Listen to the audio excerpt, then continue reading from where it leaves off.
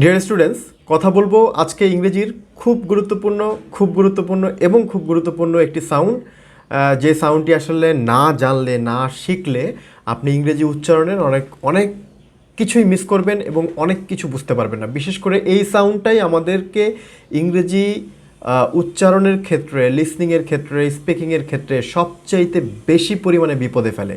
তার মানে আমরা যেভাবে ফ্ল্যাট টোনে ইংরেজি বলি, যেভাবে খুব সহজ সরলভাবে সোজাভাবে বাংলা বলি, ঠিক একইভাবে কিন্তু ইংরেজি বলা যায় না। ইংরেজি কিন্তু একটা রিদমিক ল্যাঙ্গুয়েজ, এর ভিতরে অনেক আপ অ্যান্ড ডাউন আছে। সো এই কোথায় কোথায় এই যে ডাউন হয়ে যায় সেই বিষয়গুলো কিছুটা আজকে আমরা জানবো হচ্ছে এই সাউন্ডটি শেখার মাধ্যমে। তো এই সাউন্ডটিকে বলা হয় হচ্ছে আ, অথবা ইংরেজি উচ্চারণের ভাষায় এটাকে বলা হয় শোয়া সাউন্ড। এটা একটা ভাওয়েল মনোপথং সাউন্ড এবং এটা একটা শর্ট মনোপথং সাউন্ড, এবং ইংরেজিতে এই সাউন্ডটাকে বলা হয় সবচাইতে শর্ট সাউন্ড। মানে এটা খুবই সূক্ষ্ম, খুবই হালকা, খুবই শর্ট করে উচ্চারণ হয় এবং এটা উচ্চারণ হওয়ার সময় একটা হালকা ধাক্কা দিতে হয়। হ্যাঁ, যখন হালকা একটু ধাক্কা হবে, খুবই শর্ট হবে, এরকম একটা সাউন্ড হচ্ছে শোয়া সাউন্ড। ঠিক আছে?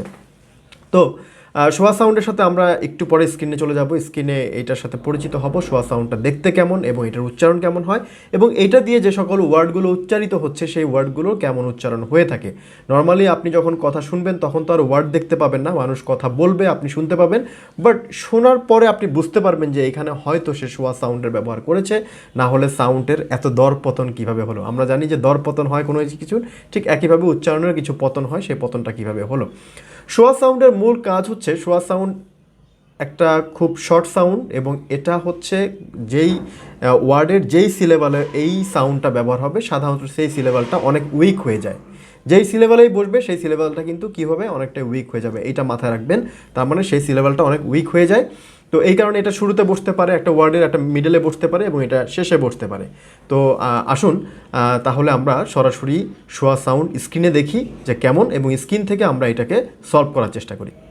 ডিয়ার ভিউয়ার্স, আমরা সরাসরি স্ক্রিনে চলে আসলাম এবং স্ক্রিন থেকে আমরা এখন দেখতে পাচ্ছি যে শোয়া সাউন্ডটা দেখতে কেমন।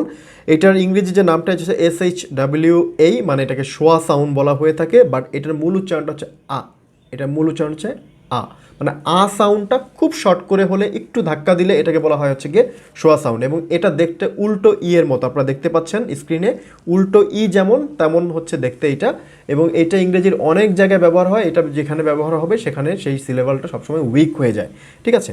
তো এটার উচ্চারণ আমি বলেছি যেহেতু আ সাউন্ড দেয়, এটাকে আলাদা করে আ সাউন্ড কেমন হয় এটা আসলে লিখে দেখানো সম্ভব না, জাস্ট আমি আ লিখে দিলাম, কারণ আয়ের স্বরে আ যেটা, এটার ইংরেজিতে টোটাল 4টা সাউন্ড পাওয়া যায়, দুটো লং দুটো শর্ট।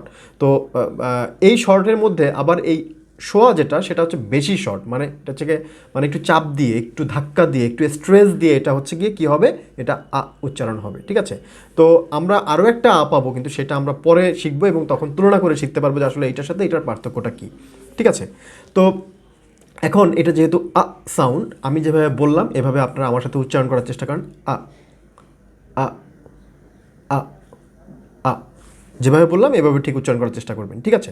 ওকে, দেন আমরা একটা ওয়ার্ড দেখি। দেখেন এখানে একটা ওয়ার্ড আছে, এটাকে আমরা বলি হচ্ছে অ্যাবাউট।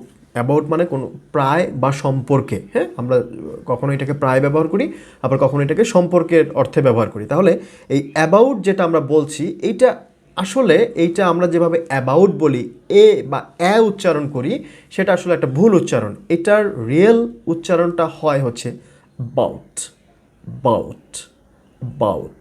তাহলে দেখেন বাউট, এই যে আমি বলছি, এই যে বাউট বলছি, আমি অ্যাবাউট বলতে পারতাম, কিন্তু অ্যাবাউট না বলে আমি বলছি অ্যাবাউট। তার মানে প্রথম দিকে কিন্তু খুবই এটা উইক হয়ে যাচ্ছে, এটা দুর্বল হয়ে যাচ্ছে। উচ্চারণ করতে যে আমাদের একটু কষ্ট হচ্ছে, বেগ পেতে হচ্ছে, একটু উইক হয়ে যাচ্ছে।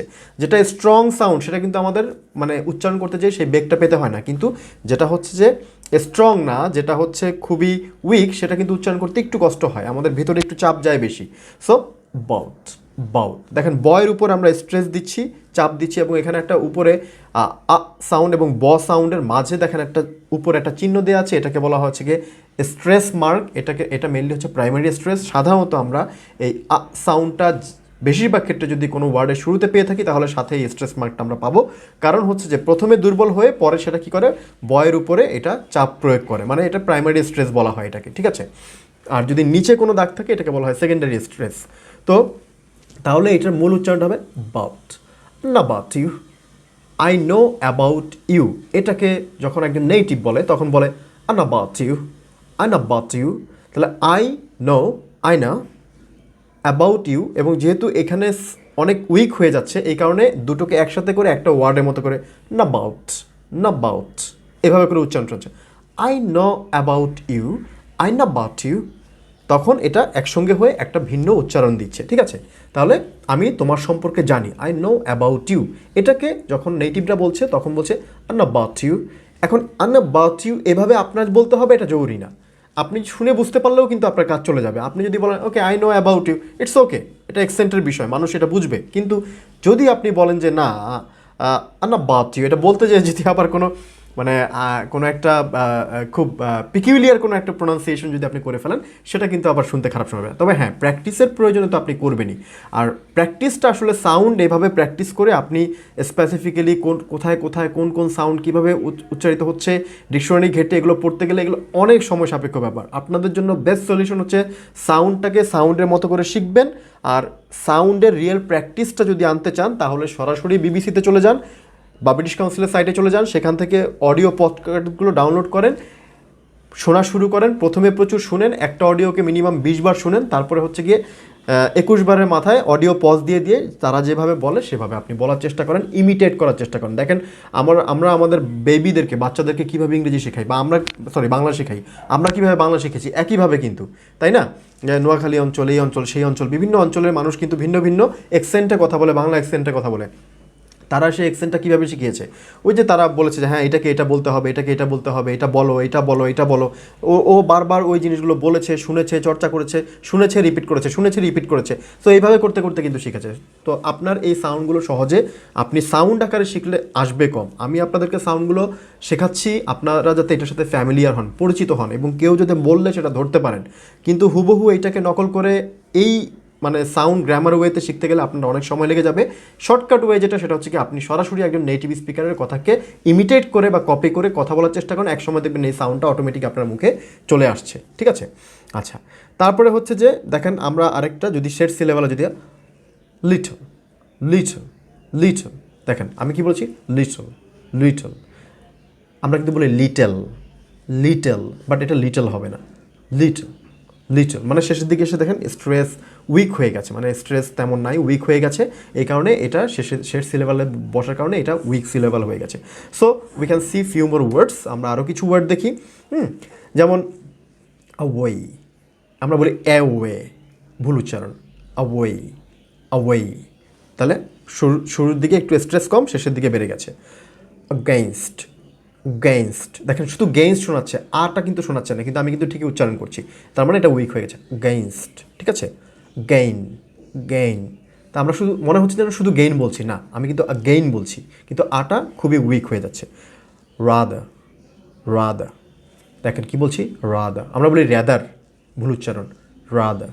এবং মজার ব্যাপার হচ্ছে যে যদি কোনো ওয়ার্ডের শেষে র থাকে এবং সেখানে যদি আপনি এই মানে সেই রয়ের পরিবর্তে যদি আপনার এই শোয়া সাউন্ডটা ইউজ হয়, সেখানে র উচ্চারণ হয় না বললেই চলে।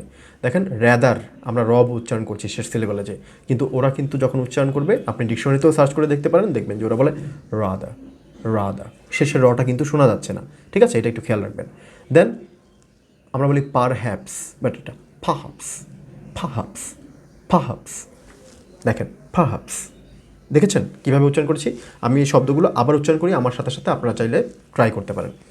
away, against, again, rather, perhaps। আবার বলছি away, against, again, rather, perhaps।